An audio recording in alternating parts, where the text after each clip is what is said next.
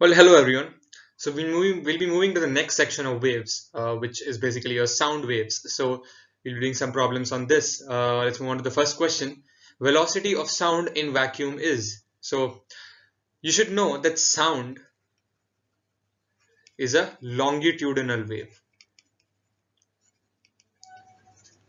So what's this thing with longitudinal waves? Longitudinal waves are actually those waves in which your particles move in the direction of wave, and your transverse waves, which is basically your light waves, electromagnetic waves, there your particles move up and down, but they give a sense that the wave is moving forward. So wave movement and particle movement are perpendicular, but in longitudinal wave they are in the same direction. And here it's actually your medium particles which are moving. In longitudinal waves, your medium particles vibrate and transfer energy, right? It's your medium particles which are actually into motion. So when it comes to vacuum, there are no medium particles in vacuum. So if there are no medium particles, there is no propagation of sound wave possible. So the answer to the question is actually none of these, because sound cannot travel at all in vacuum. So the question doesn't make sense. But you might argue and say that velocity of sound is 0 meter per second and it is less than 330 meter per second. Like 0 meter per second is less than 330 meter per second. But you should understand the intent of the question. The options say that this option says that it is greater than 330. That means it's something like a 334 meter per second. Less than 330 might something mean like 326 meter per second. It will not mean zero. So yeah, you should not mark option 3 and argue that it is 0 meter per second. You should rather say velocity of sound in vacuum doesn't make any sense because sound waves cannot travel in vacuum. That is the reason why the answer to the question is option 4. None of these. Let's move on to the next problem now. Longitudinal waves are possible in solids, liquids, gases, all of this, right? Because as I told you, longitudinal waves are actually those waves which are a result of the motion of medium particles. So if the medium is present and if the medium's particles are present, then longitudinal wave motion is possible. So solids also have medium particles, liquids also have medium particles, and gases also have medium particles. That's why the answer to the question is all of these. Let's move on to the next problem now. If the fundamental frequency of a closed pipe at one end is 512 Hz, the frequency of a pipe of the same dimension but open at both ends is, right? So, uh, when it comes to frequency, the formula is nothing but velocity of sound divided by 2 into length uh, for a closed pipe. And by the way, this is fundamental F naught. And F naught for open is nothing but velocity of sound divided by 4 into length of, this is for an open pipe. That means this is closed pipe at both ends and this is open at one end. That means this is for this sort of a pipe which is closed at one end but open at one end, and for this is closed at both ends, right? So it's given that fundamental frequency of the one closed at one end is 512 Hertz. So this is 512 is equals to V sound divided by 4L, right? But you need F naught, right? Frequency of the frequency of a pipe of the same dimension which is open at both ends. So what you'll do is you'll divide it with half V sound divided by 2L, right? This is what you'll do. But V sound by 2L, as we know, is F naught, which is fundamental frequency of the pipe which is open at both ends, right? So this is, I made a mistake here. This is not closed pipe at both ends. This is open pipe at both ends, right? So this is that pipe which is open at both ends. For that, the expression is this, and this one is open at just one end, right? So half of F naught is your 512. Remember, F naught is what you're looking for. So F naught is nothing but 1024 Hertz, right? This is the answer to the question, 1024 Hertz. Let's move on to the next problem now.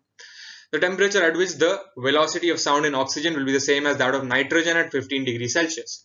So first of all, what is the temperature of nitrogen? It's nothing but 15 degrees Celsius. That means it's 15 plus 273 is equals to 288 kelvins, right? 288 Kelvin. Uh, now, velocity of sound in oxygen is nothing but under root gamma O2 R TO2 by MO2. right? And velocity of sound in nitrogen is nothing but under root gamma n2 by r. So let me look at RMS speed only, nothing else. So RMS speed, I'll take something like a root 3 RT n2. The formula for RMS speed is this, root 3 RT n2 by m n2, right? So this is your this is the thing. Even if you take gamma, it will not make a difference because gamma for both these gases will be the same because both are diatomic gases, right? So what I mean to say is your VO2 should be equal to VN2. So whether you had a 3 here, whether you had a gamma here will not make a difference. That thing will get cancelled on both sides. R will also get cancelled on both sides, and you'll have something like a root TO2 by MO2 is equals to root Tn2 by Mn2, right?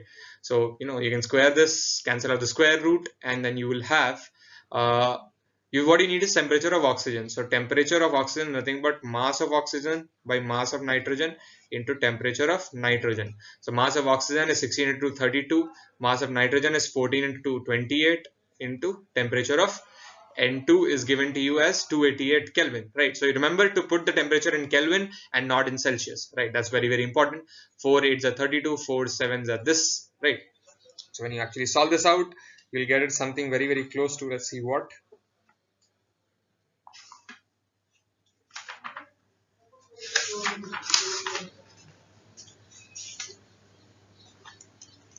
Approximately equal to, your temperature of nitrogen will come out approximately equal to 329 Kelvin, right? And when you subtract 273 from this, you'll get in degrees Celsius, and it'll be very, very close to 56 degrees Celsius. So answer to the question is 56 degrees Celsius. Let's move on to the next problem now. A closed organ pipe is excited to vibrate in its third overtone. Remember, a closed organ pipe means it's closed only at one end, because if you close it at both ends, it makes no sense. How will you send the vibrations in, right? So when you have, how will your first, this will be your fundamental harmonic for your, like you'll have one antinode and you'll have one node for your harmonic fundamental, right? When it comes to your first overtone for a closed pipe, it looks something like this, something like this, wherein you'll have one antinode, one node, one antinode again, and then one node, right?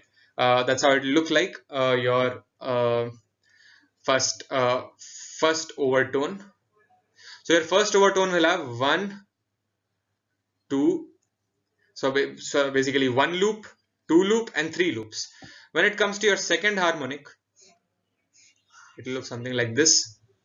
So you'll have this, right? So yeah, you'll have one antinode, one node, one antinode, one node, one antinode, one node, right? That's kind of what it will look like. And when it comes to your third overtone, this is your second overtone, by the way, second overtone. So your third overtone will have even more number of loops. So let me draw it for you. You'll have this 1, 2, 3, 4. Basically, you'll have 1, 2, 3, three complete loops and one half loop, right? Something like that.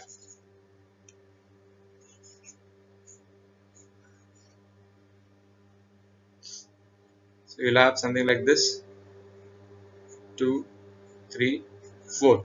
So you'll have three complete loops. Here you have one complete loop, one half loop. Here you have two complete loops, one half loop. Here you'll have three complete loops and one half loop, right? So let's start marking the nodes and antinodes. So with this, it should be very, very clear to you.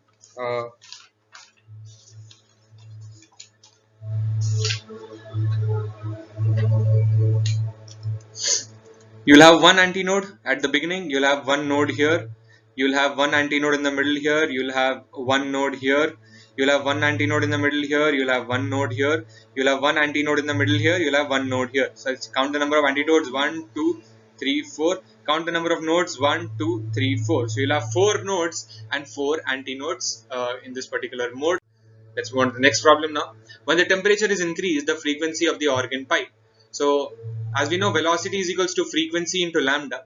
So velocity is frequency is directly proportional to velocity, and velocity in a medium is directly proportional to root of temperature. So I can say frequency is directly proportional to root of temperature. That means if frequent temperature increases, then frequency of the organ pipe increases. So the answer to the problem is increases. Let's move on to the next problem.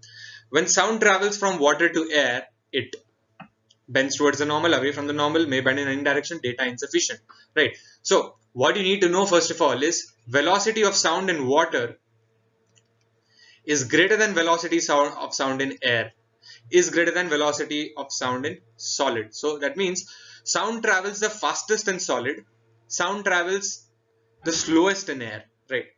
So if sound is traveling faster in water than in air, then for sound, water is rarer medium and air is denser medium, right? So usually what you'll expect is, because for light what happens is, when you have light traveling from water to air, for light your air is rarer and your water is denser, but that is with respect to optical density. Here when it comes to sound, sound travels faster in water. That means for sound we have water as rare, and for sound we have air as dense, right?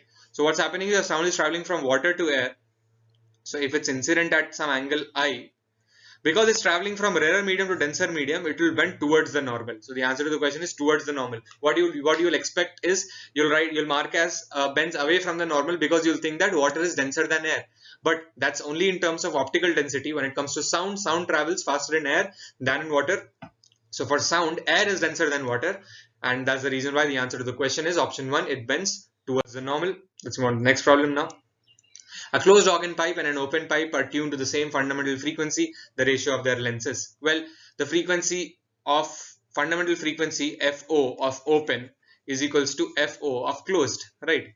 So FO of open, what is it? It's nothing but velocity of sound divided by 2 into length of open pipe, because that's how it is for an open pipe, right? And for a closed pipe, that means closed at one end, the frequency formula for fundamental frequency is V by 4 into L of closed, right? We've already seen this. So V will get cancelled and you will have LC is to LO as 1 is to 2, right? That's pretty clear. So the answer to the question should be option 1. That's what it is. 1 is to 2. On to the next problem. A sonometer wire under a tension of 10 kg weight is in unison with a tuning fork of frequency 320 Hz. To make the wire vibrate in unison with a tuning force of frequency 256 Hz, the tension should be altered. Why? Well, we know that frequency, the formula for frequency is V by 2L. Let me just take the fundamental here, right? So V is nothing but 1 by 2L. V is nothing but under root T by mu, right? Where T is the tension and mu is the linear mass density of the medium, that whatever in which your wave is traveling, right? So what we know is frequency is directly proportional to root of tension. That means F1 by F2 should be equal to T1 by T2 whole square, right? So your F1 is given to you as this implies your F1 initial fundamental frequency is 320 Hz. You want to make it 256 Hz, right? Your initial tension is given as 10 kg weight, right? And your final tension is what you need, T2, right? So you can just square this if you want, or you can just take the square root here, right? And when you take the square root, T2 is equals to 10 into square root of 256 by 320, right? So you just have to solve this particular thing.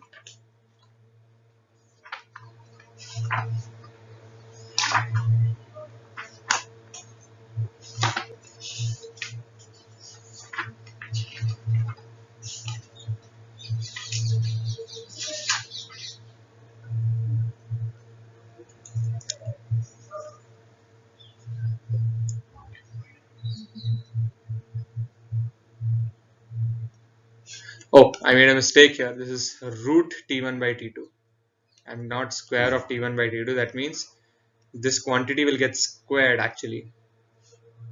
This quantity will get squared. So your T2 will be 256 by 320 square. So your T2 is 10 into 256. You can divide it with 16, 16, 16 times 16, 20 times. That means this is 4. Then this will go by 5, right? So 4 4 is 16, 4 5 is 20, and you can just square this up, right? So from here you'll get your tension T2 as equal to 10 into 16 by 25, right? So you can just divide this here. This is 0.4 times, so this is 6.4 kg, right? This is what your tension is. So this is what your final tension should be, right? So initial tension is 10 kg, final tension should be this. That means you must have a 3.6 kg decrease. 10 minus 6.4, which is 3.6. You must decrease your tension by 3.6 kgs. So the answer to the question should be option 1. Let's just check that. Yeah, it is option 1. Your tension must be decreased by 3.6 kgs. Let's move on to the final problem. A tuning force of fork of frequency 256 Hz is moving towards a wall. You have a wall here. You have a tuning fork which is moving with velocity 5 meter per second. 256 Hz is the frequency of the waves which is sending in this direction, right? These are sound waves. You have a stationary observer present here in the middle. What are the number of beats that this person hears? So why will he hear beats? Because you will have some frequency, you'll have some waves going in this direction, and you'll also have waves which will get reflected from the wall, and then he'll hear. Now if there is a difference in the frequencies of these two waves, like of this direct wave and the reflected wave, then the difference of the frequencies is the number of beats you will hear. But here what will happen is it will hear some frequency, some apparent frequency due to movement of this, and this reflected waves can be thought of as waves coming from a source which is coming from behind the wall, moving with the same velocity 5 meter per second. Because ultimately, where are these waves coming from? Where are these waves which get reflected and come from? Because they're coming from this source which is moving at 5 meter per second. So I might as well say that this wave that you see, which is coming after reflection, is coming from a source which is moving behind with 5 meter per second, right? It's analogous to saying that, because ultimately this wave is coming from a 5 meter per second moving source only. So I can just put that source here and say that, okay, it's coming from this particular source. Now what's happening here is you have a person, you have a source moving with 5 meter per second here, you have a source moving with 5 meter per second, right? And this person is stationary. He'll hear some waves from here, some waves from here, but the frequencies of both these waves will be the same, because the velocities at which they are coming towards him is the same, right? That is the reason why your F1 is equals to F2. So F1 minus F2, which should be your number of beats, n, it will be actually equal to 0. So actually he'll hear no beats at all. The answer to the question is 0 beats, because both the sources, one is your real source and the other is your apparent source. Both of them are moving with the same velocity, so they'll give the same frequency to the person, right? So with this, we complete all the problems that we had to discuss as far as the basics of this first part of this chapter is concerned. Let's discuss some more problems on sound waves in the next module. I hope you found this session informative. Thanks for watching.